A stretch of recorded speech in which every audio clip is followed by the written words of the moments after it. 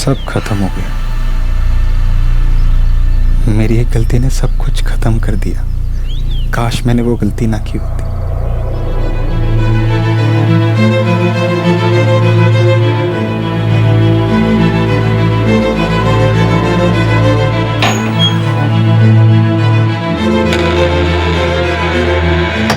प्यार सिर्फ बर्बाद करता है। अब सब कुछ छोड़ने का वक्त आ गया। Good bye.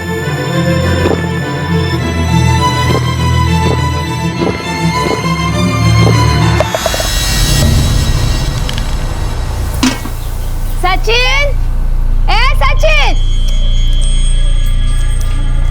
सचिन रे, अरे जल्दी नहा ले वरना पानी चला जाएगा। जल्दी आ।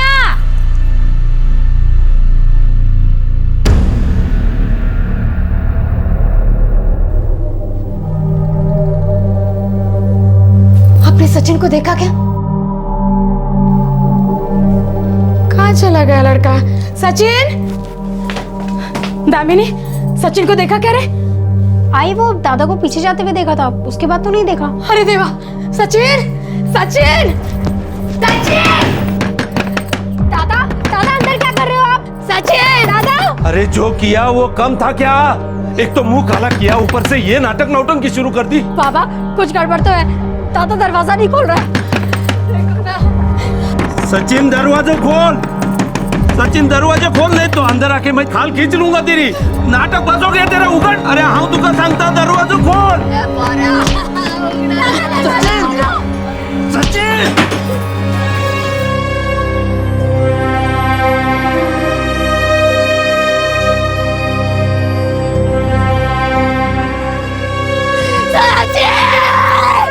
सचिन, ये बेटा है मेरा राजा, बेटा रे।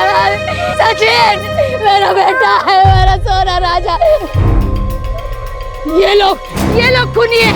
ये लोगों ने मार डाला। ये पोते परिवार खूनी है। ये जिम्मेदार है मेरे बेटे के खून, मेरे बेटे की जान में। और ये भी जिम्मेदार है। इसने भी मारा मेरे बेटे को।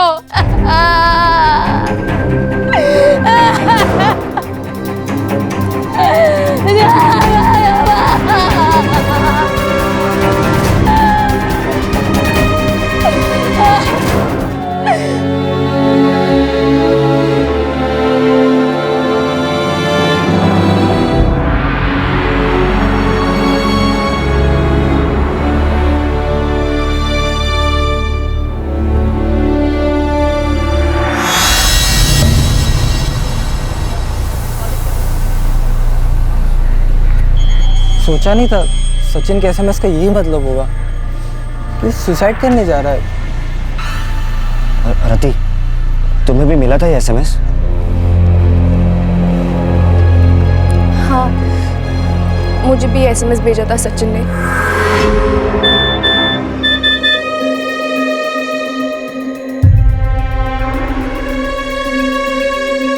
सब खत्म हो गया। मेरी एक गलती ने सब कुछ खत्म कर दिया। काश मैंने वो गलती ना की होती। प्यार सिर्फ बर्बाद करता है। अब सब कुछ छोड़ने का वक्त आ गया है। Good bye. सचिन ने अपनी जान ले ली। मैंने कभी नहीं सोचा था कि वो ऐसा कुछ करेगा। कभी नहीं।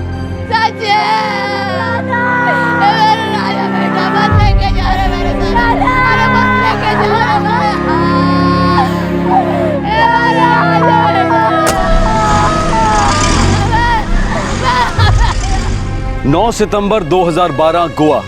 21 वर्षीय सचिन ने आत्महत्या कर ली। अपने आखिरी क्षणों के विचार उसने अपने दोस्तों को एक एसएमएस में व्यक्त किए थे। वो प्रेम से जुड़ी किसी बात से बेहद डिस्टर्ब था। उसने अपनी किसी गलती का जिक्र किया था। क्या थी यह गलती? क्या वो खुद अपनी लाइफ में किसी लव अफेयर को लेकर नाकामयाब रहा था, या फिर उसने किसी दूसरे की लाइफ में तबाही मचा दी थी? सचिन रुईकर उम्र 21 साल, रति निमकर उम्र 20 साल और रेणुका पोटसे उम्र सिर्फ 16 साल। बाली उम्र में कुछ दिमाग बेलगाम हो गए, भटक गए, जिसका नतीजा काफी भयंकर था। कितना लव करती मुझसे? मैं तुम्हें लाइक करती हूँ। गलत। तुम मुझसे लव करती हो ना? पहले तुम बताओ, तुम मुझसे कितना लव करते हो? तुम्हारा फोटो मेरे मोबाइल का स्क्रीन सेवर है। तो इससे क्या होता है? ये तो बहुत ही आसान है। क्या तुम मेरे नाम का टैटू अपने हाथ पे कराओगे? पहले बोलो आई लव यू, आज ही करा लूंगा टैटू। नहीं, पहले तुम टैटू बनाओ, उसके बाद मैं सोच के बताऊंगी।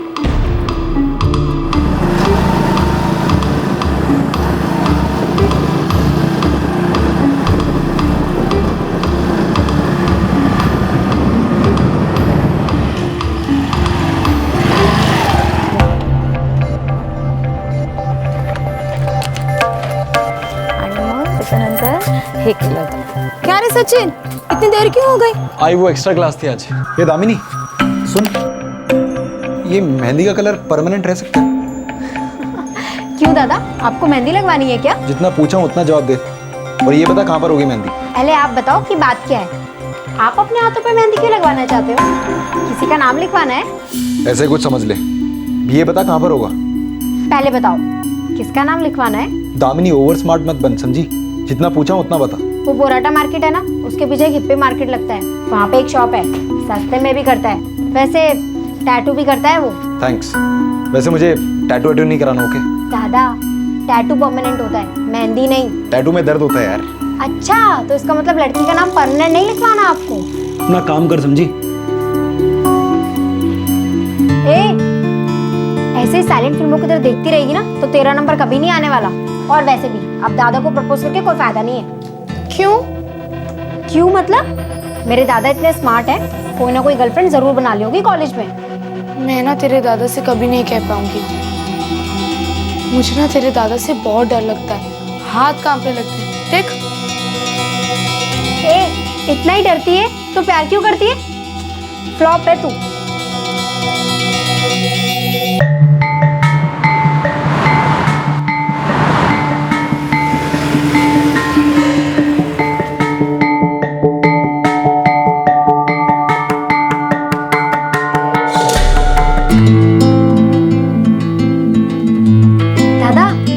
बताओ ना, किसका नाम है?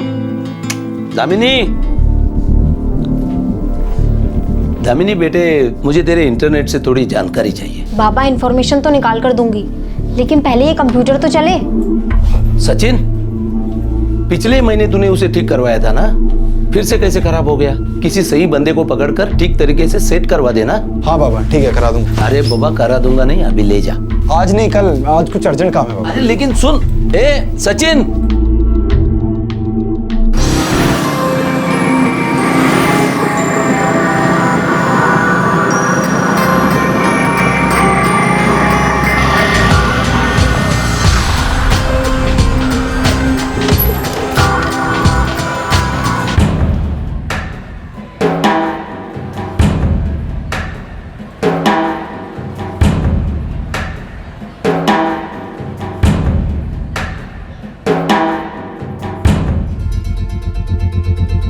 रति,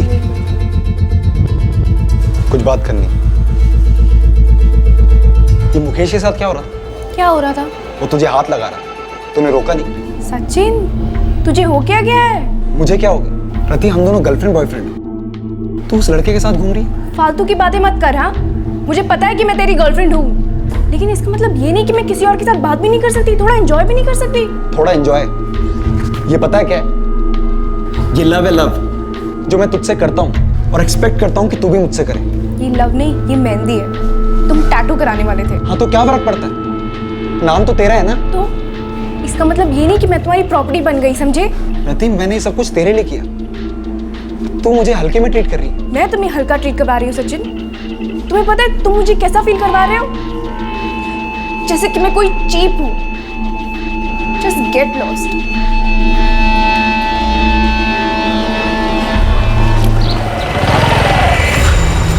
चल बैठ।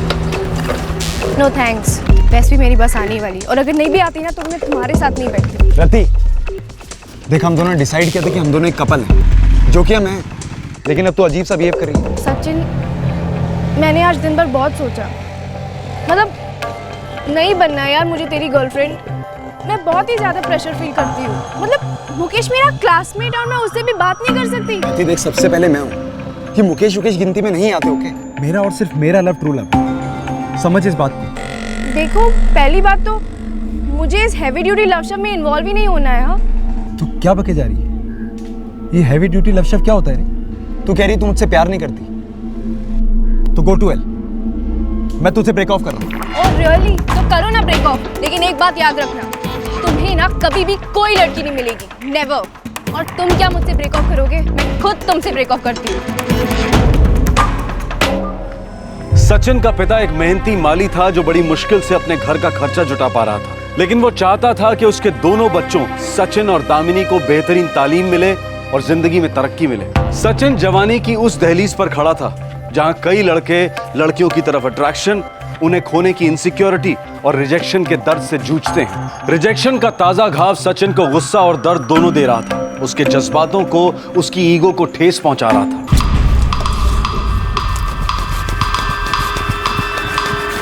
तुम्हें ना कभी भी कोई लड़की नहीं मिलेगी, नेवर। मुझे कोई और लड़की नहीं मिलेगी। मैं चाहूं किसी को यूं पटा लूं। रति, तुझे गलती बहुत महंगी पड़ी।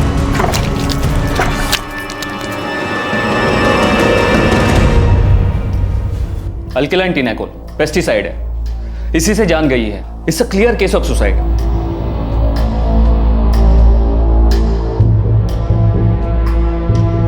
सर, ये लेटर यही पड़ा था, मैंने अभी देखा।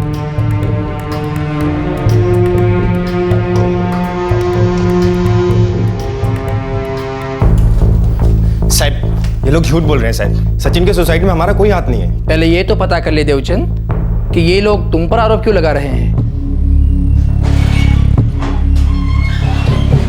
सर, यह नोट घर के बेडरूम में मिला, कंप्यूटर टेबल पर था। जो हुआ उसके लिए मुझे माफ करना, सारा दोष मेरा है, लेकिन कृपया इसके लिए मेरे परिवार को सजा मत दीजिए। मुझे बहुत डर लग रहा है। रेणुका के चाचा का लड़का कांस्टेबल देवचंद पुट से और उसका भाई आलोक पुट से मेरी बहन दामिनी के साथ कुछ गलत करेंगे। मैं अपनी बहन दामिनी को बचाने के लिए कदम उठा रहा हूँ। देवचंद और आलोक को सजा मिलनी चाहिए। साहब, ये खोटा है, झूठ है, ये सही नहीं है साहब। साहब, ये लोग दिन रात जान ले रहे थे मेरे बच्चे की। उसको इतना डराया, इतना सताया कि खुद उसने अपनी जान दे दी। ये रेणुका कौन है? रेणुका मेरे चाचा की लड़की है साहब। इनके लड़के सचिन ने उसकी लाइफ की वाट लगा दी सर।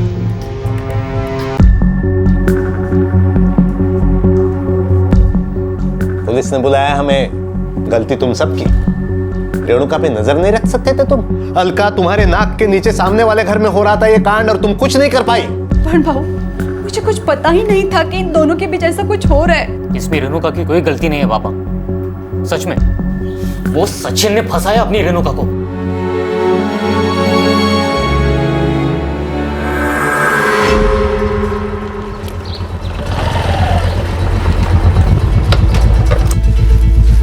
रेणुका ऐसे स्टैचू की तरह खड़ी?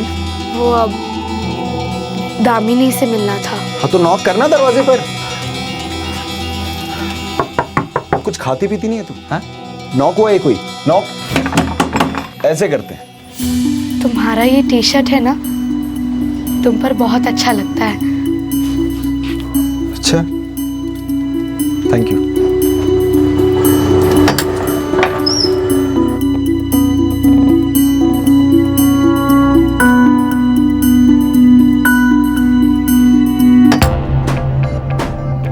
दामिनी। हाँ दादा। फिर खराब हो गए? फिर बंद हो गया ये कंप्यूटर। वहाँ बोर है ये आपका कंप्यूटर। बस बहुत हो गया। अब इसे अपने फ्रेंड श्याम के पास ले जाऊंगा, वही ठीक करेगा इसे। मैं तो आपको कब से ही बोल रही हूँ।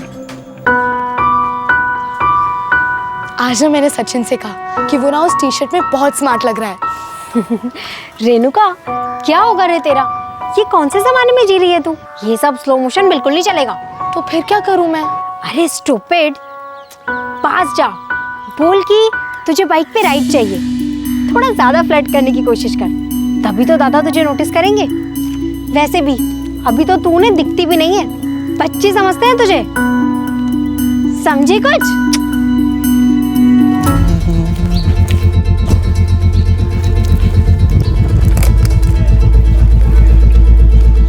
क्या? सचिन, मुझे आई के लिए मार्केट से कुछ लेकर आना है। तुम मुझे लिफ्ट दोगे प्लीज?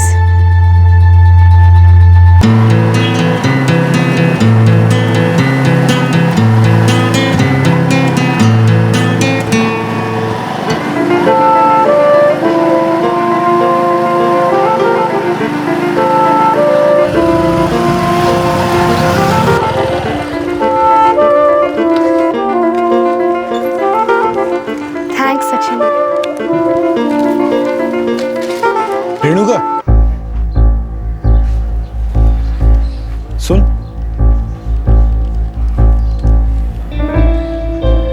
मेरे साथ बीच पे चलेगी? कुछ खाते पीते थोड़ा टाइम पास करेंगे।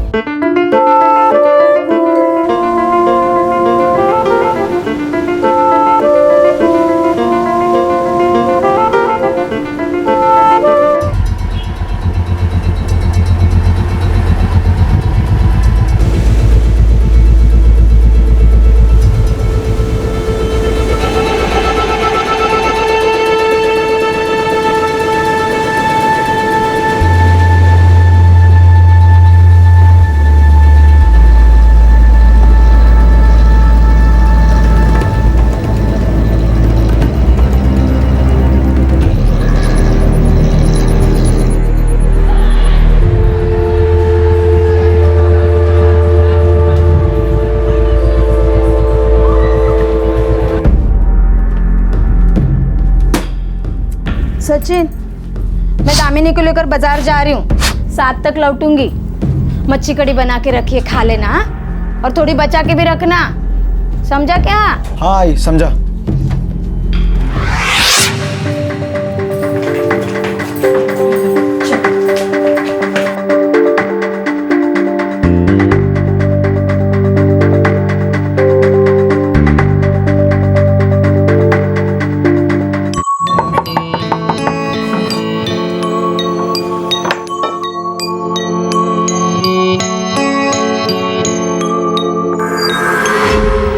मेरे भतीजे के साथ खेल रहा था साहब, बहुत पूरी तरह से खेल रहा था।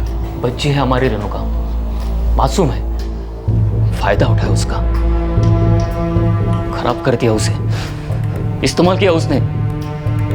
साहब मेरी चचेरी बहन रेणुका नाबालिग है और उस लड़के ने उसके साथ वो कैसे बोलूं साहब।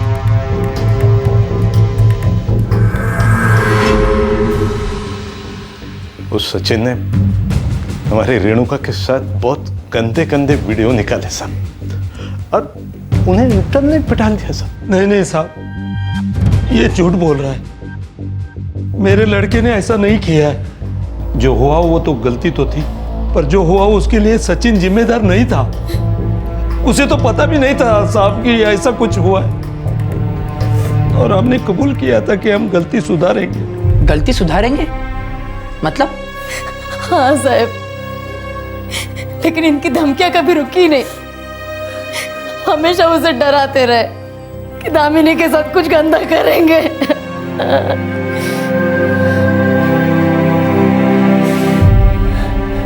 एक भद्दा अश्लील एमएमएस इंटरनेट पर अपलोड किया गया था। ये किसकी हरकत थी और कैसे मुमकिन हुई? सबसे पहला सवाल यह उठ रहा था कि सचिन ने रेणुका के साथ ऐसा क्यों किया था, और वो कौन सा उपाय था जिससे गलती को सुधारने की बात हो रही थी।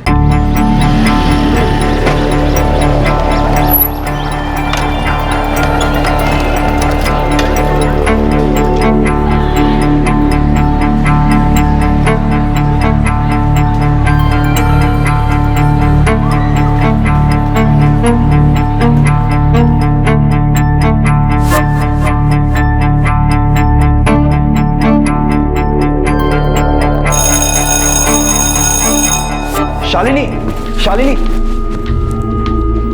अब रति कहाँ है? सावंतवाड़ी गई है। क्यों गई है? किसके साथ गई है? अबे वो साइको अपनी फैमिली के साथ गई है, उसके किसी रिश्तेदार की शादी है।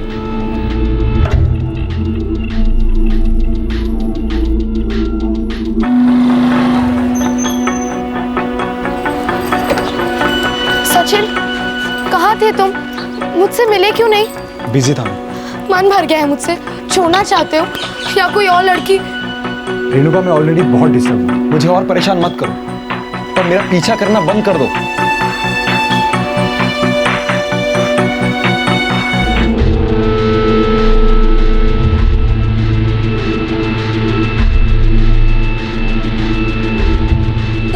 कभी भी कोई लड़की नहीं मिलेगी, नेवर। देख, दिखाता हूं तुझे।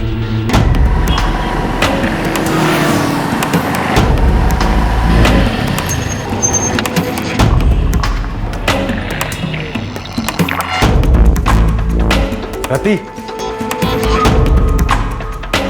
तूने बोला था ना कि मुझे कोई और लड़की कभी नहीं मिलेगी। हाँ, और फिर से कह रही हूँ, कभी नहीं मिलेगी। रुक, कुछ दिखाता हूं तुझे। मुझे तुझसे बेटर लड़की मिली और देख उसने मेरे साथ क्या किया। दिखाता हूं।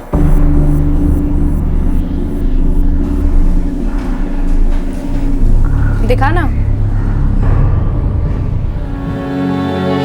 सचिन ऐसे कुछ नहीं है, मैं बस जेलस फील कर रहा था तो सोचा तुझे जलाऊं। मैं तुझे कभी नहीं बुला सकता। I love you, I really love you. आज तुम नहीं समझ रही हो, लेकिन एक दिन तुम्हें एहसास होगा कि मैं तुमसे सच्चा प्यार करता हूं।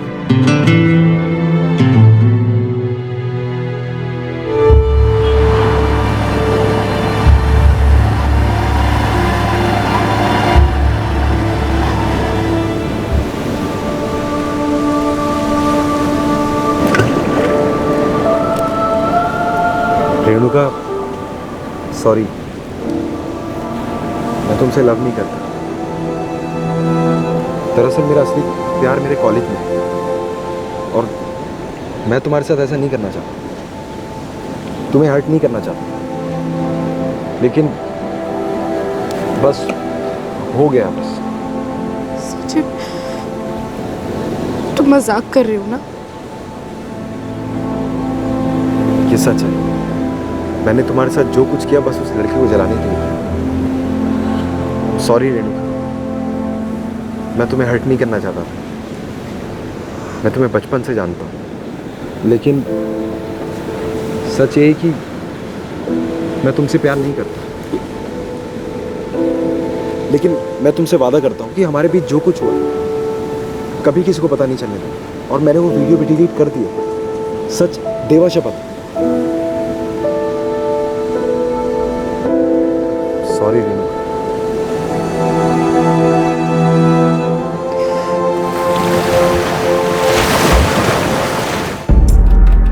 फिर से ये डब्बा बंद हो गया है। अरे सचिन, सचिन, कस ले रे नाटक आओ। रोज रोज कैसे बंद होता है? एक बार अच्छे से ठीक करा देना। मैं इसे आज ही शाम के पास ले आऊंगा। आज नहीं, अभी।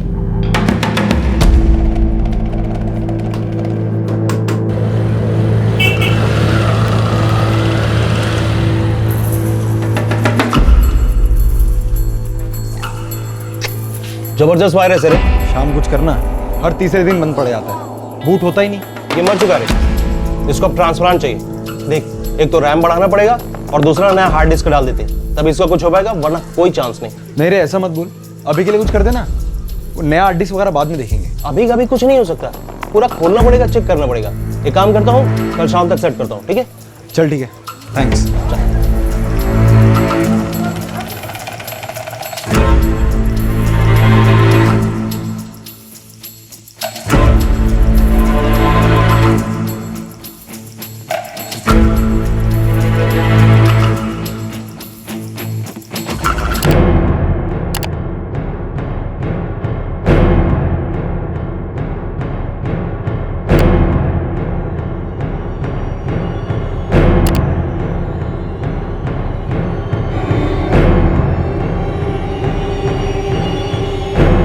माँ की, ये तो अपनी रेणुका है।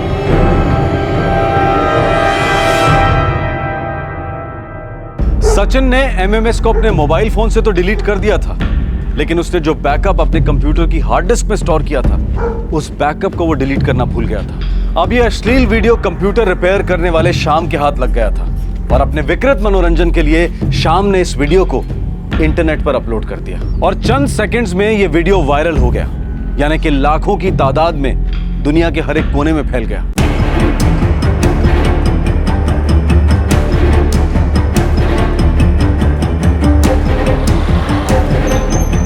अल्लाह फ्रॉम हीरो, पॉर्न स्टार।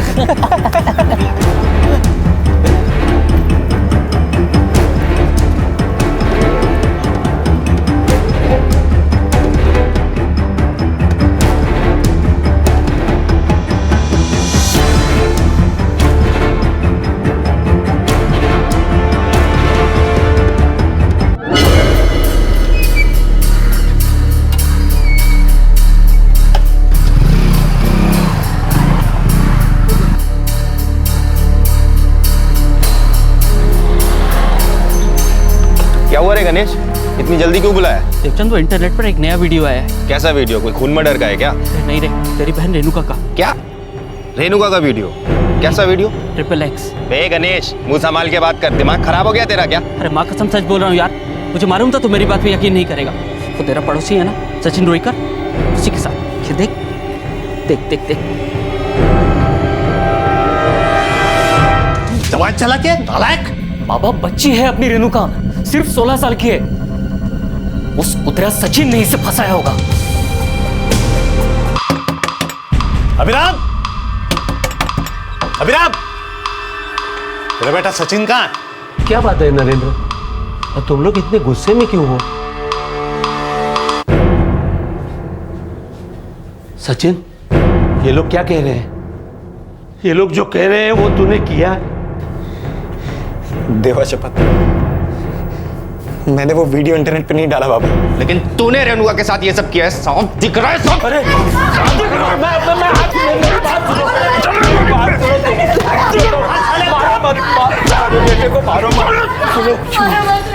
ये सिखाया था बच्चे ने? अभिराम, मेरे भाई की बेटी मेरी बेटी। मेरा भाई मर गया लेकिन मैं जिंदा हूं, याद रखना। अब देख देख तेरे खानदान के हम लोग कैसे खटिया खड़ी कर देते हैं। चले।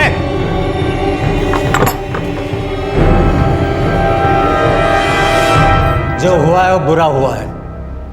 बेटी रेणुका का नाम खराब हुआ है और इसका जल्द से जल्द कोई उपाय निकालना ही होगा।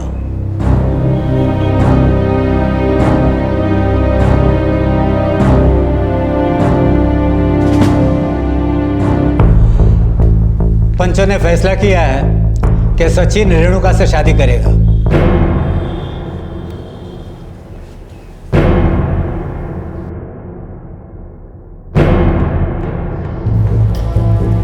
जो गलती मेरे बेटे ने की उसके लिए मैं पंचों से और पोत्से परिवार से हाथ जोड़कर माफी मांगता हूँ और हमें पंचों का निर्णय स्वीकार है। सचिन रेणुका से ही शादी करेगा। अभिराम और उसका बेटा एफिडेविट साइन करेंगे। अरे उन्हें ये वादा भी करना होगा, रेणुका के बालिग होते ही सचिन की उसके साथ शादी करवा दी जाएगी।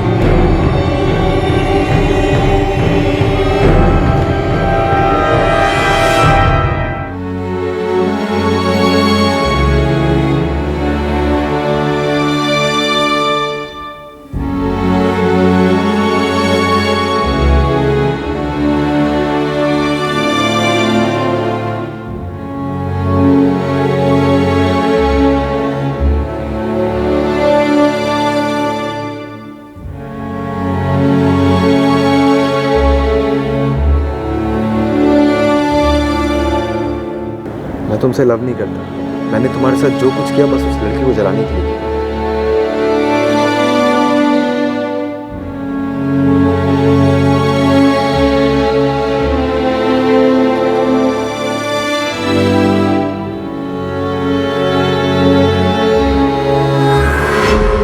हमने हमारे बेटे की गलतियां सुधारने की बहुत कोशिश की साहब। हमें पता था वो गलत है, लेकिन वो बहक गया था साहब। उसे पता नहीं था वो क्या कर रहा है।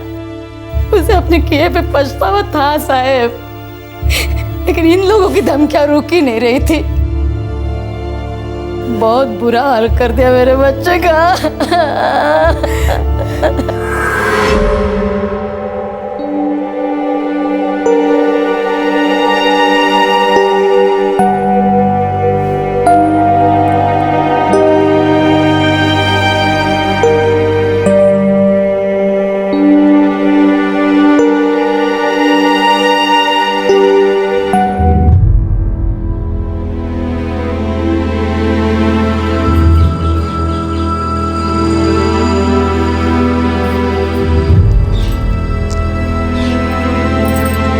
कॉलेज क्यों नहीं जाता रे?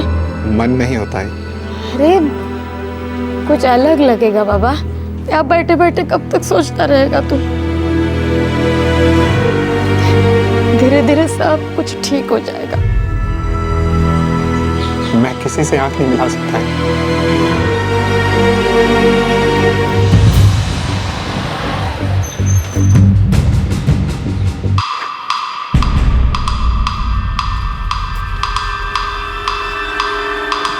हर दिन दिल करता है कि आके तेरी मुंडी काट दूं साले, लेकिन हमारी बहन की इज्जत के कारण चुप हैं। अगर कभी भागने की कोशिश की या रेणुका को दगा देने की कोशिश की तो तूने जो हमारी बहन के साथ किया है ना, हम वही तेरी बहन दामिनी के साथ करेंगे, याद रखना ये बात।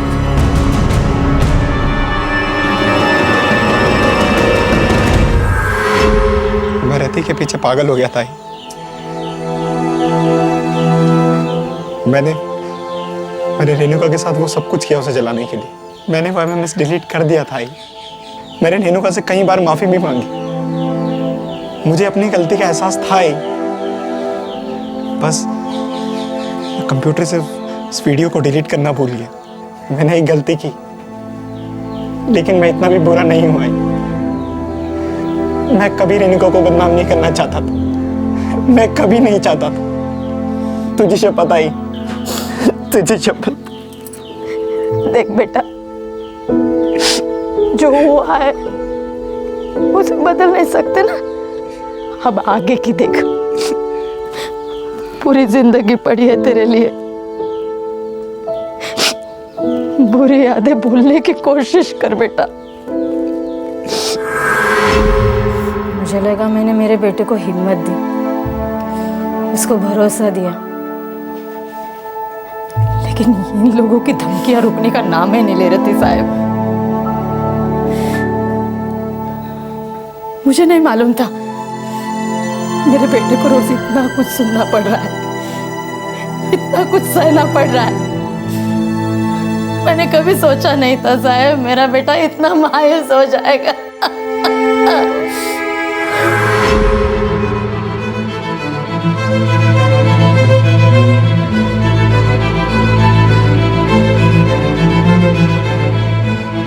जो हुआ उसके लिए मुझे माफ करना। सारा दोष मेरा है, लेकिन इसके लिए मेरे परिवार को सजा मत दीजिए। मुझे बहुत डर लग रहा है। रेणुका के चाचा का लड़का कांस्टेबल देवचंद पोट से और उसका भाई आलोक पोट से मेरी बहन दामिनी के साथ कुछ गलत करेंगे। मैं अपनी बहन दामिनी को बचाने के लिए कदम उठा रहा हूँ। देवचंद और आलोक को सजा मिलनी ही चाहिए।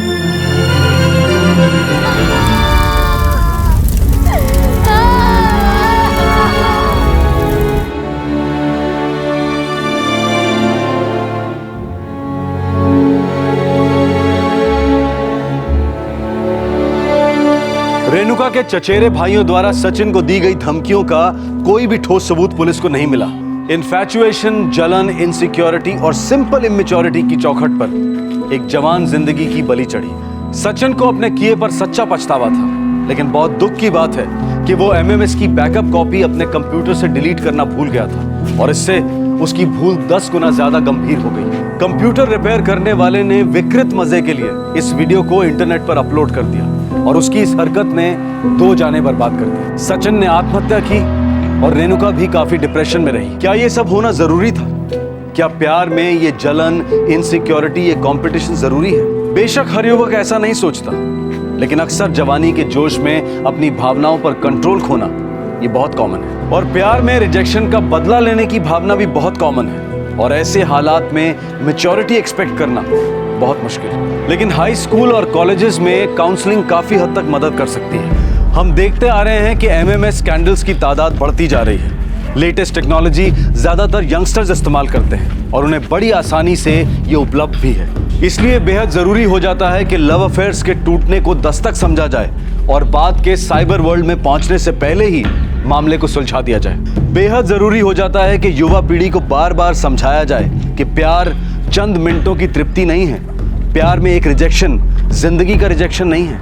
उन्हें समझाना होगा कि वो हमेशा लार्जर पिक्चर को ध्यान में रखें, जिंदगी को समझदारी से बसर करने की कोशिश करें। कुमार अवस्था में अक्सर सारी हरकतें जायज लगती हैं, मजा भी आता है। असर के बाद ही एहसास होता है कि गलती कितनी बड़ी थी और तभी गलती की गंभीरता समझ में आती है। अतीत को बदलना नामुमकिन है, लेकिन उससे सीखना और गलतियों को ना दोहराना ये तो बिल्कुल मुमकिन है। इसी विचार के साथ हम आपसे विदा लेते हैं। आपसे फिर मुलाकात होगी क्राइम पेट्रोल दस्तक में एक और नए केस के साथ।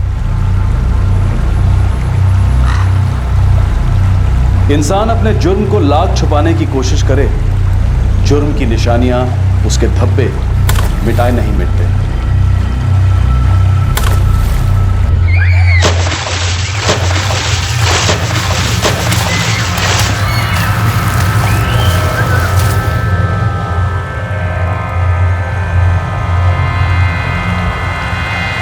सारे सबूत मुजरिम के दरवाजे पर दस्तक देने लौट आते हैं।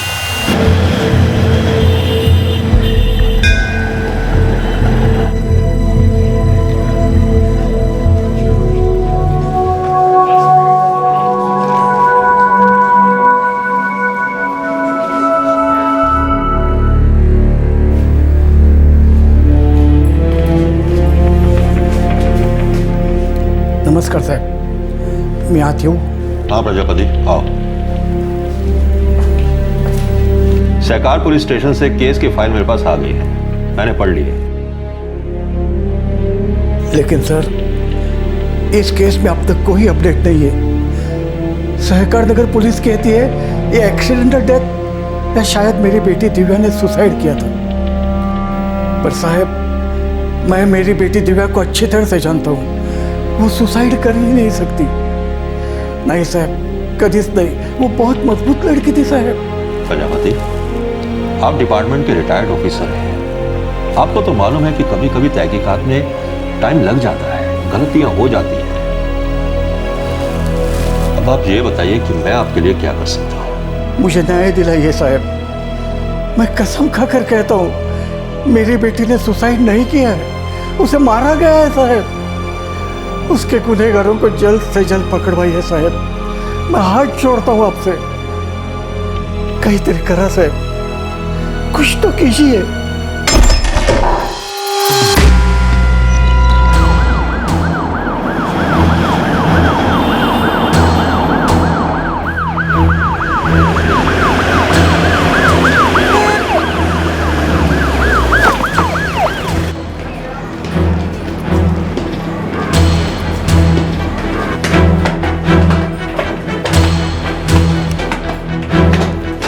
बाजू लो जरा, बाजू लो। प्रजापति साहब,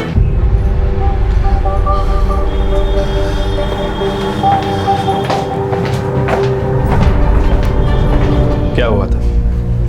मैं लगभग 12:30 बजे घर लौटा, बेल बजाई पर कोई जवाब नहीं आया।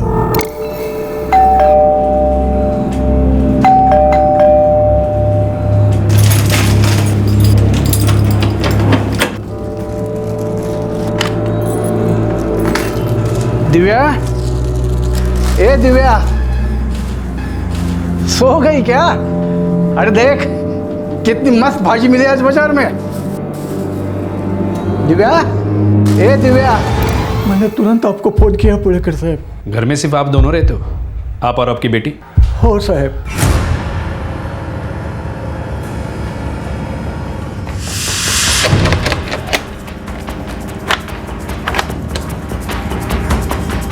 सर, घर में कोई ज़बरदस्ती घुसा हो ऐसा तो कोई निशान नहीं मिला सर। चोरी? लगता तो नहीं सर, कपबोर्ड्स खुले हैं लेकिन ज़बरदस्ती तोड़ के नहीं खुले गए। प्रजापति साहब, जरा आप देखें कि घर में कोई चीज़ चोरी हुई है या नहीं। मैंने आते ही दिव्या का मोबाइल ढूंढा, सोचा शायद किसी से बात हुई होगी, कोई आने वाला होगा, पर मोबाइल नहीं मिला। कबर्ड खुला था और गहने गायब थे।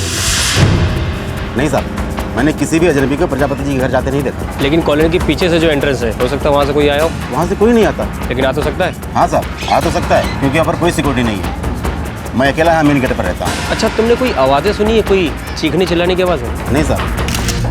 पहले सरकार नगर सिक्योरिटी एजेंसी गया, उन्होंने कुछ नौकरी की बात की थी। वहाँ से मैं बाजार गया, तरकारी खरीदी और लगभग 12:30 बजे मैं घर लौटा। प्रजापति जी सुबह 9:30 बजे गए थे यहाँ से। नमस्ते साहब। अरे नारायण, कैसे हो? सब ठीक? हाँ साहब। अरे साहब, आज सुबह सुबह? पुलिस फोर्स से रिटायर होकर घर में नहीं बैठ सकता, कुछ काम वाम तो करना ही पड़ेगा। एक सिक्योरिटी सुपरवाइजर की नौकरी की बात चल रही है, देखता हूँ क्या होता है। आपका काम होगा ही होगा, बेस्ट लक। Thank you. और फिर प्रजापति जी 12:30 को लौटे।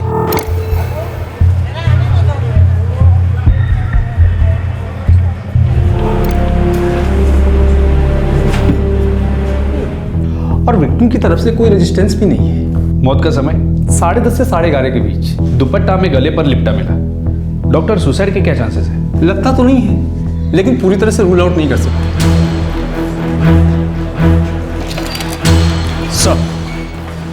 सर फ़ोन स्विच ऑफ है और लोकेशन अनट्रेसेबल। आखिरी कॉल दुबई से था, वो भी देर रात को। मेरी बेटी का मंगेतर दुबई में रहता है, रवि नायर। सर बाकी के सारे कॉल चेक किए, ऐसा कोई कॉल नहीं है जो नॉर्मल से हट के है। सर एक नंबर मुंबई का है, उसकी बहन का, उसकी छोटी बहन धनश्री, मेरी छोटी बेटी। एक काम करो, खबरियों को एक्टिवेट कर दो और ये फ़ोन का IMEI नंबर ट्रैकिंग पे डाल दो। Okay sir.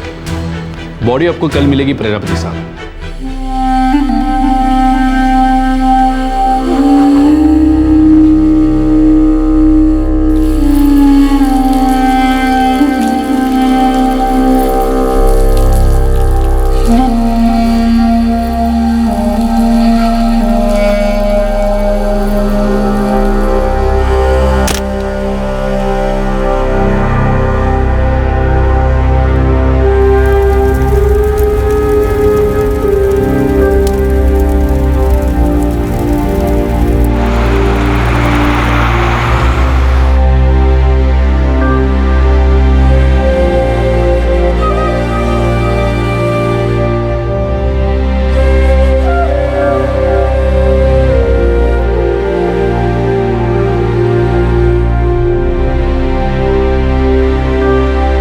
जनवरी 2012 पुणे 17 तारीख की दोपहर को एक रिटायर्ड पुलिस ऑफिसर की बेटी रहस्यमय हालत में मृत पाई गई। पुलिस के पास कोई ठोस सबूत नहीं थे सिवाय इसके कि मृत का मोबाइल फोन और गहने घर से गायब थे। ना तो घर में जबरदस्ती घुसने के कोई निशान मिले थे और ना ही बिल्डिंग में किसी ने चीखने चिल्लाने की आवाजें सुनी थी। ये मौत शंकास्पद होने के बावजूद सुसाइड का केस लग रहा था, लेकिन मृत के पिता इस सुसाइड थ्योरी को पूरी तरह से नकार रहे थे। पुणेकर साहब, मुझे लगता है आपकी तहकीकात ढीली है, कोई कुछ नहीं कर रहा है। प्रजापति साहब आप शांत रहिए। देखिए आप हमारे डिपार्टमेंट से, आपके लिए हम नॉर्मल से ज़्यादा मेहनत कर रहे हैं। मेरा यकीन कीजिए, कुछ खास निकल नहीं रहा है इस इन्वेस्टिगेशन से, कोई एंगल बन नहीं रहा है सुसाइड के अलावा। मोबाइल और गहने गायब है तो क्या खाक सुसाइड? कोई अपना मोबाइल और गहने ठिकाने लगाकर अपनी जान क्यों लेगा? पुणेकर साहब, दिव्या मेरी बेटी, मेरी जिंदगी थी, मेरा सब कुछ थी।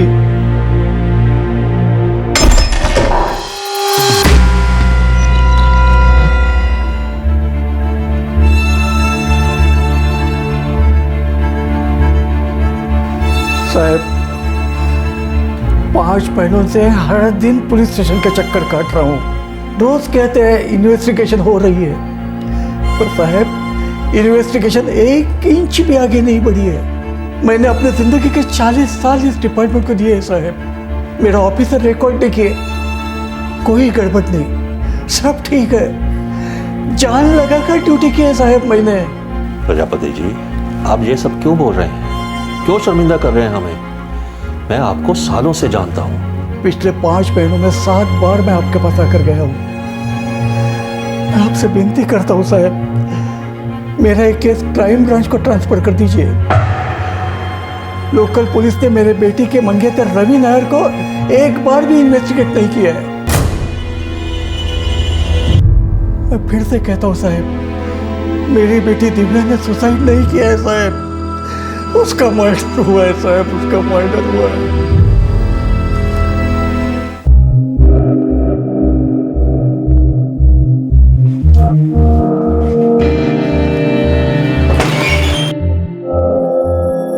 सरकार नगर पुलिस स्टेशन की रवि नायर से बात हो चुकी है। दिव्या की छोटी बहन धनश्री, उससे भी बात हो चुकी है। धनश्री का पति वसंत दामले, उससे भी। रवि नायर LLP केरला से बिलोंग करता है, दुबई के ऑटो स्पेयर पार्ट्स कंपनी में काम करता है। धनश्री कल्याण मुंबई में रहती है अपने पति वसंत दामले के साथ। शादी 2005 में हुई थी। वसंत दामले फिल्म इंडस्ट्री में लाइट सप्लाई करने का काम करता है। 5 महीने झाले दिव्या का सेल अभी तक ट्रेस नहीं हुआ है और ज्वेलरी भी मिसिंग है। सर ये अजीब है। दिव्या की मां मीनाक्षी सिन्नर में रहती है, अपने पति सुरेंद्र प्रजापति से 2 साल पहले अलग हुई थी, 2010 में। यहाँ तक कि दिव्या के अंतिम संस्कार के वक्त भी नहीं आई थी।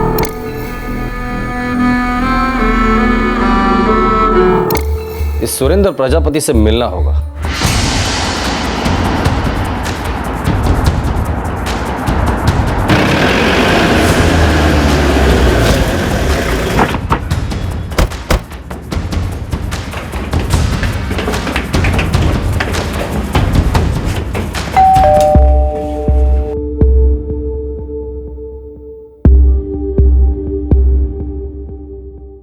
मैंने रसोई में तरकारी रखी और फिर बेडरूम में दिव्या की लाश पड़ी देखी।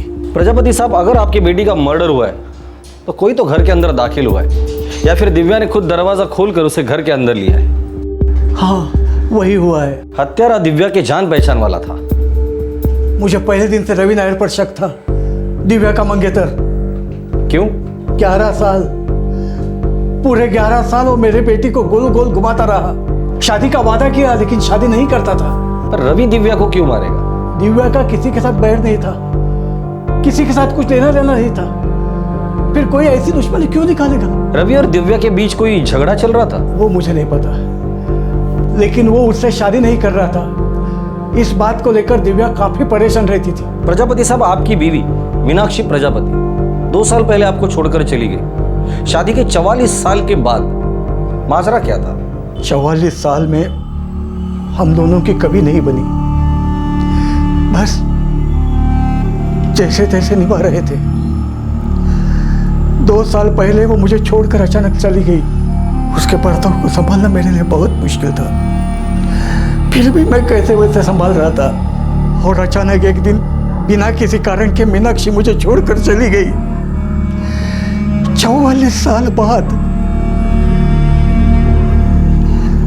दिव्या को उसने इस दुनिया में लाया, लेकिन उसे विदा करते वो नहीं आई। सर, साकर नगर पुलिस ने जनवरी में दिव्या के सेलफोन की IMEI ट्रैकिंग शुरू की थी। अभी तक ट्रेस हुआ नहीं है। फोन मिसिंग है, ज्वेलरी मिसिंग है, मतलब कातिल दिव्या के पहचान वाला था।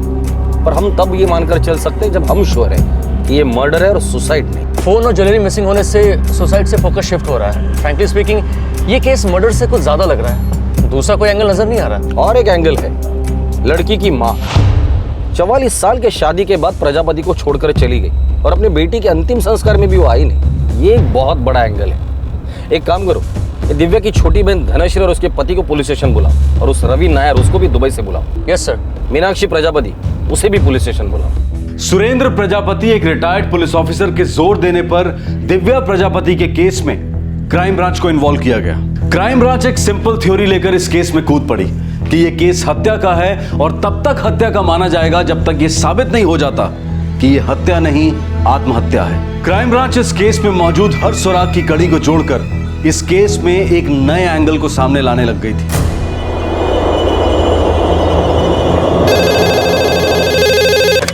जी हाँ, रवि नायर हमारे यहाँ काम करते हैं। बात करो ये। लेकिन वो तो छुट्टी पर है, इंडिया गया हूँ। घर का एड्रेस दीजिए प्लीज। Just hold on. लेकिन रवि तो बहुत प्यार करता था दिव्या ताई से। लेकिन आपके पिताजी तो बता रहे थे कि रवि शादी करने से मना कर रहा था, इसलिए दिव्या बहुत डिस्टर्ब थी। बाबा ने ऐसा बोला, लेकिन मुझे तो इस बारे में कुछ भी नहीं पता साहब। धनुश्री, हो सकता है तुम्हारे बाबा ने ये बात कभी किसी को पता ही नहीं है। वसंत जी, आपको पता है इसके बारे में? हाँ, दरअसल वो अपनी परेशानियां हमेशा मेरे साथ शेयर करते हैं। आपकी आई आपके बाबा को शादी के इतने सालों के बाद छोड़कर चली गई, बता सकती है क्यों? मेरी शादी 26 की उम्र में हुई साहब। तब तक मैंने अपने बाबा और अपनी आई को एक बार भी प्यार से बात करते हुए नहीं सुना। उसके बाद भी नहीं। मैंने और दिव्या ताई ने हमेशा बाबा और आई को लड़ते हुए देखा, झगड़ते हुए देखा। आई अगर कभी कभी सामने से जवाब दे देती तो बाबा और ज्यादा गुस्सा करते। बाबा आई को हर बात में सवाल पूछते थे, उन पर शक करते थे, मारते थे, पीटते थे। कभी कभी आई कंट्रोल में रहकर जवाब देती थी तो कभी चिल्लाकर। मुझे और दिव्या ताई को ऐसा लगता था जैसे हमारा घर नहीं पुलिस स्टेशन हो। तुम्हारी आई तुम्हारे बाबा को छोड़कर चली गई और इस तरह से चली गई कि अपनी बेटी दिव्या के अंतिम संस्कार में भी नहीं आई। आई थक चुकी थी साहब, वो बाबा का चेहरा भी नहीं देखना चाहती थी।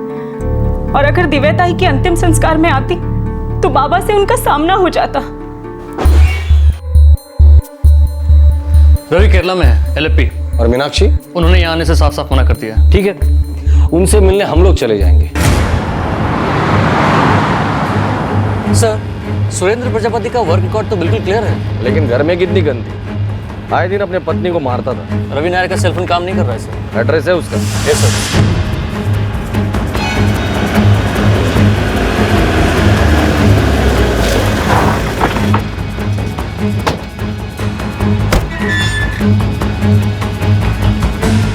मीनाक्षी प्रजापती घरी आहेत का? काय झालं? माझी पोरी संग काय काम आहे तुमको? मीनाक्षी जी, शादी के 44 साल के बाद आपने आपके पति सुरेंद्र प्रजापति को छोड़ दिया, क्यों? मुझसे और सहा नहीं जा रहा था। वो घर घर नहीं, नर्क है। उसमें आपकी बेटियां भी तो रहती थी। मीनाक्षी जी, दिव्या के अंतिम संस्कार में भी आप नहीं आई थी। मेरे आने से वो जिंदा हो जाती। नहीं ना। मीनाक्षी जी, दिव्या आपकी बेटी थी, आपका अपना खून। मैंने जब वो घर छोड़ा तब मैंने वहां की सारी यादें, सारे रिश्ते छोड़ दिए। मुझे वहां का कुछ नहीं चाहिए था, कुछ भी नहीं।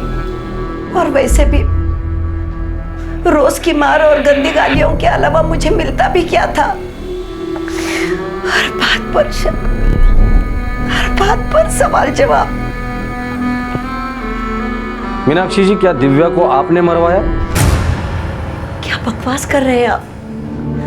अगर मैंने जिंदगी में कोई समझदारी का काम किया है तो वो ये कि मैंने सब कुछ अपने दोनों बेटियों के नाम कर दिया था।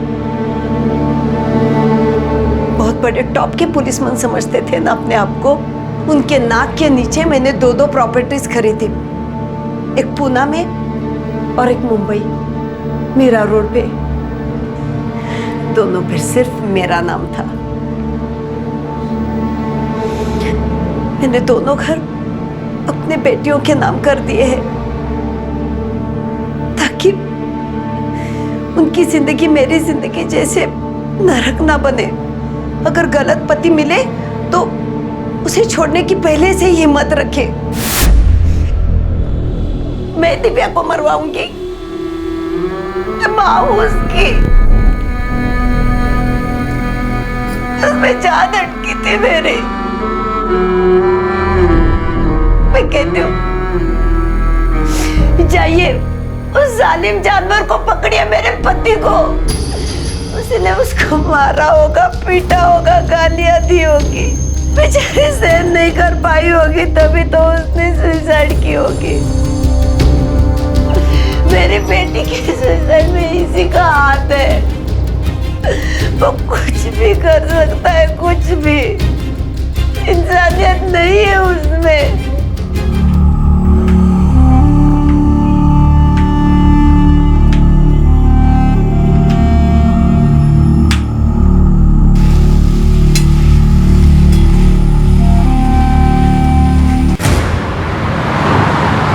सुरेंद्र प्रजापति रवि नायर पर उंगली उठा रहे हैं और मीनाक्षी सुरेंद्र पर इल्जाम लगा रही है। सर, सुसाइड का केस तो नहीं लग रहा है।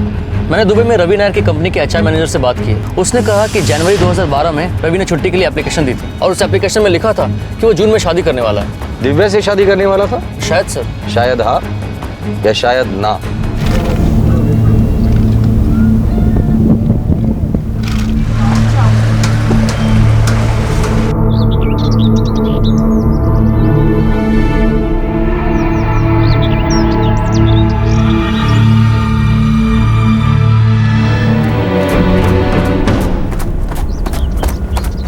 चटा चटा, पुलिस आई है, आपसे मिलने पुणे से पुलिस आई है।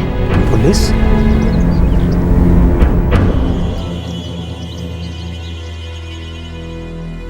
मैंने दिव्या को फ़ोन किया था सर, जिस दिन उसकी डेथ हुई थी, लेकिन उसका फ़ोन तो स्विच ऑफ आ रहा था। मैं रोज़ दिव्या से बात किया करता था क्योंकि सर मैं उसे प्यार करता था। आपकी लव स्टोरी तो बड़ी लंबी खींची मिस्टर नायर। अब दिव्या को 2001 में मिले थे, पूरे 11 साल। इतने सालों में आपने शादी क्यों नहीं की? शादी तो मैं कब की कर लेता सर, लेकिन दिव्या के फादर वो शादी के लिए एग्री नहीं थे। चल चल, फुट जाता फुट, मुंह मत दिखाना मुझे कभी। सर मैं एजुकेटेड हूँ, मेरे पास अच्छी जॉब है, मैं आपकी बेटी के साथ शादी करना चाहता हूँ। शट अप, निकल के दर से, चल निकल। आभा सुन के तो लीजिए। क्या सुन के लूं? किसकी सुन के लूं? तेरी सुन के लूं?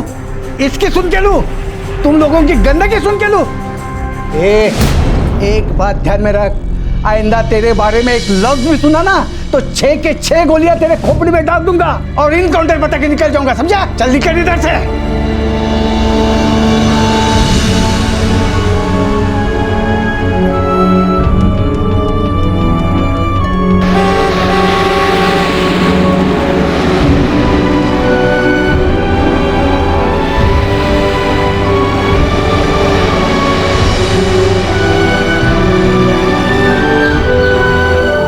उसके बाद दिव्या ने अपना घर छोड़ दिया और मेरे पास आके रहने लगी। लगभग 6 महीने हम एक साथ रहे, एक ही घर में। तो उसके बाद दुबई में मेरा जॉब लगा। तुमने शादी क्यों नहीं की? दिव्या अपने फादर से नाराज़ तो थी, लेकिन वो उनके खिलाफ जाकर शादी नहीं करना चाहती थी। जैसे भी थे वो दिव्या के फादर थे। फिर सर मैं दुबई चला गया। हालांकि दिव्या की मदर का सपोर्ट हमेशा हमारे साथ रहा और एक टाइम के बाद तो उसके फादर भी एग्री कर गए, लेकिन मैं ही अपनी जॉब में इतना बिजी हो गया, मेरे पास छुट्टियां भी कम थी। ना तो मैं इंडिया वापस आ सका सर और ना ही दिव्या को अपने पास बुला सका। लेकिन हमारा प्यार बरकरार था।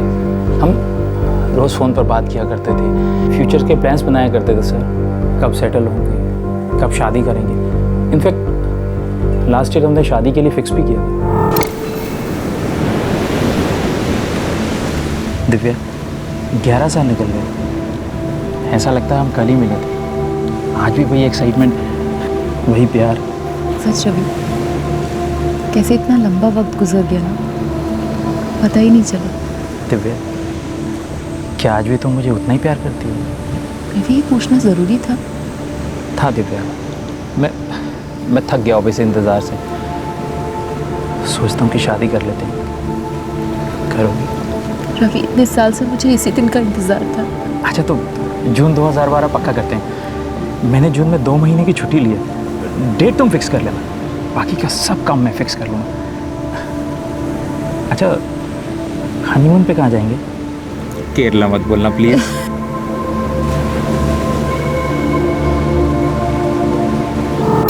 वो मेरी लाइफ थी सर, मेरी जिंदगी।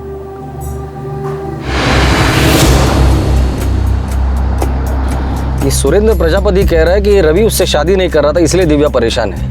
रवि ये कह रहा है कि वो दिव्या से शादी करना था इसलिए 2 महीने की छुट्टी लेके दुबई से यहाँ आ गया। समझ में नहीं आ रहा सच कौन बोल रहा है और झूठ कौन बोल रहा है। रवि के सारे फोन कॉल्स, बैकग्राउंड, सारे डिटेल्स चेक किए मैंने। उसका इस केस में कोई इन्वॉल्वमेंट नहीं लगता। उसकी दूसरी बेटी धनश्री, उसकी क्या स्टोरी है? सर, शुरू में प्रजापति को उसका पति वसंत दामले पसंद नहीं था, लेकिन बाद में उसने कॉम्प्रोमाइज कर लिया। ये प्रजापति जल्लाद मालूम पड़ता है, बुरा बाप, बुरा पति, क्रूर, अपने पत्नी को मारने वाला। राघव, ये सच है या हमारे सामने उसकी इमेज ऐसे तैयार की जा रही है? शायद सच हो सर, लेकिन एक डाउट है। अगर प्रजापति इतना बुरा है तो बेटी बाप के साथ क्यों रह रही है, माँ के साथ क्यों नहीं गई? जबकि माँ ने दोनों प्रॉपर्टीज अपनी बेटियों के नाम पर की है, बाप के लिए तो कुछ छोड़ा ही नहीं। राघव, मामला कॉम्प्लिकेटेड है।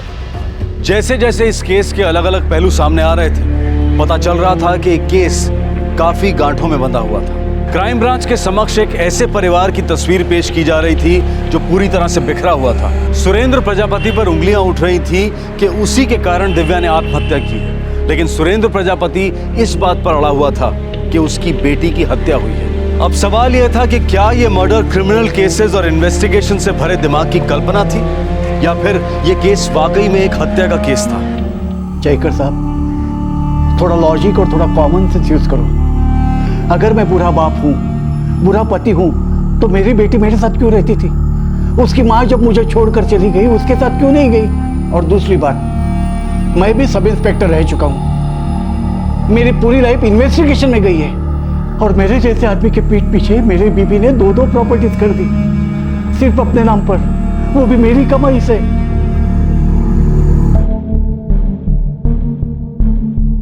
बात सही है सर। 17 जनवरी को सुरेंद्र प्रजापति साहब का इंटरव्यू था। हम उन्हें सिक्योरिटी सुपरवाइजर पोस्ट के लिए कंसीडर कर रहे थे, एक बहुत बड़ी हाउसिंग कॉलोनी के लिए। कितनी देर रुके थे वो यहाँ पर? 10 बजे के आसपास आए थे और तकरीबन 1.5 घंटे तक इंटरव्यू की बात चली। उसके बाद वो 11:30 बजे तक चले गए। तुम लोग सुरेंद्र प्रजापति को कैसे जानते हो? सालों से जानते सर, जब वो आपकी तरह ऑफिसर थे तब से। देखिए प्रजापति साहब, हम हर एंगल टटोल कर देख रहे हैं, लेकिन मर्डर का षड्यंत्र ऐसा कुछ लग नहीं रहा है। गहने और मोबाइल गायब है, ऊपर से लोकेशन ट्रेस नहीं हुआ है। फिर ये षड्यंत्र नहीं है तो क्या है? मानता हूं कि गायब गहने और मोबाइल मर्डर की तरफ इशारा कर रहे हैं, लेकिन देखिए घर में फोर्स एंट्री के कोई निशान नहीं, ना ही दिव्या ने अपने आप को बचाने की कोई कोशिश की। तो मतलब आप लोग भी ये कह रहे हैं कि सुसाइड है? नहीं साहब, प्रजापति सर सीधे 12:30 को ही आए। मैंने वो दूसरे पुलिस वालों को भी बोला था जो पहले आए थे। लेकिन अगर मैं पीछे के गेट से दाखिल होता हूँ तब तो तुम्हें पता नहीं चलेगा। हाँ साहब, पता तो नहीं चलेगा, लेकिन प्रजापति सर ऐसे आदमी नहीं है जो कभी भी पीछे के गेट से घुसे। वो शेर आदमी है। जयकर साहब, मैं बार बार ये कहते रहूंगा, मेरी बेटी का मर्डर हुआ है और वो रवि नायर उसके पीछे है। बस आप लोग ठीक तरह से इन्वेस्टिगेट नहीं कर रहे हैं।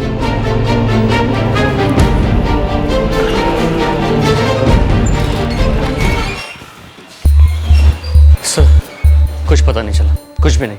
मैंने सबके सेलफोन लोकेशन ट्रेस किया। सुरेंद्र प्रजापति, रवि नायर, मीनाक्षी, धनश्री उसका पति, इनमें से कोई भी पुणे के गणेश कोऑपरेटिव हाउसिंग सोसाइटी में मौजूद नहीं था। घर में फोर्स एंट्री नहीं हुई है, और अगर ये मर्डर है तो ये किसी अजनबी का नहीं, पहचान वाले का काम है। दिव्या ने अपने आप को बचाने की कोशिश क्यों नहीं की? सर, मुझे तो यकीन होता जा रहा है कि ये सुसाइड का ही केस है। बस प्रजापति साहब थोड़ा सा बहक गए। 40 साल पुलिस में काम करने के बाद हर चीज को शक की निगाह से देख रहे हैं, या शायद कोई अलग एंगल ढूंढ रहे हो। ऐसा भी हो सकता है कि जानबूझकर मर्डर की थ्योरी आगे बढ़ा रहे हो। फिर मोबाइल और गहने गायब क्यों है?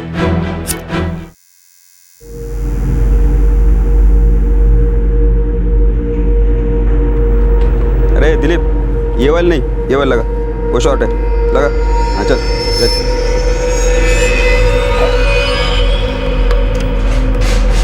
दादा, कुछ हुआ क्या? नहीं रे, जब होगा बोलूंगा तुझे। बार बार वही बात पूछना नहीं, बोला ना तेरे को। चल जा।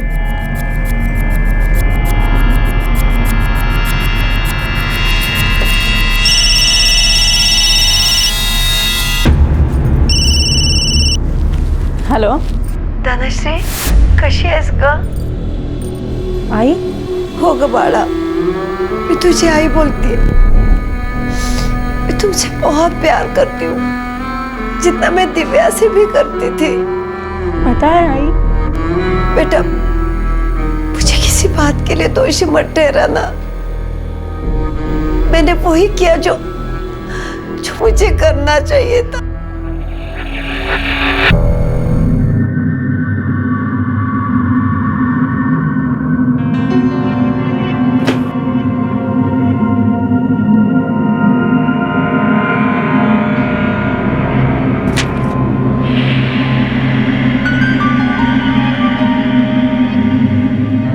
हत्या या आत्महत्या, पिछले 6 महीने से एक केस इन दो ऑप्शंस के बीच त्रिशंकु की तरह लटक रहा था। जनवरी 2012 से लेकर जुलाई 2012 तक यह केस वहीं अटका रहा, क्योंकि ये बाप अपना इरादा पक्का कर चुका था कि इन्वेस्टिगेशन को जारी रखना ही है। और फिर अचानक इस केस में एक ऐसा मोड़ आया कि एक पूरा नया मोर्चा खुल गया। सर, हाँ सर, वो दिव्या प्रजापति का फोन जो मिसिंग था, जिसका IMEI नंबर ट्रैकिंग पे डाला हुआ था, क्या हुआ उसका? सर, वो फोन स्विच ऑन हो गया है। कहाँ? कोल्हापुर।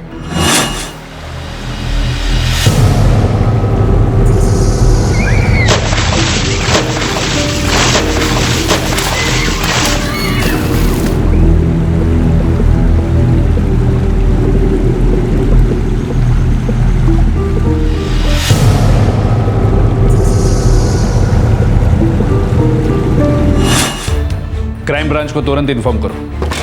सर, दिव्या का मिसिंग सेल कोल्हापुर में स्विच ऑन हो गया है। कोल्हापुर पुणे से लगभग 218 किलोमीटर दूर है। राघव, ये केस जो कुछ भी है सुसाइड का नहीं है।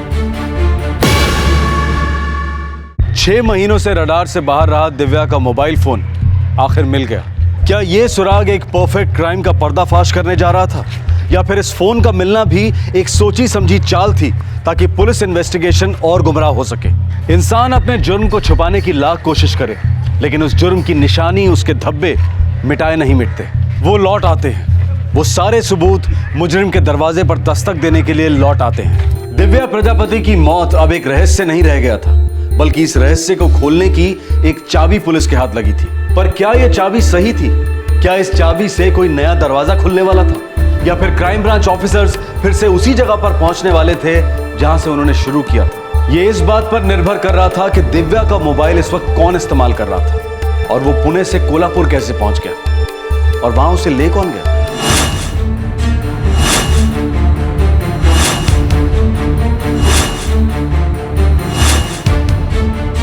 कौन था ये रहस्यमय हत्यारा?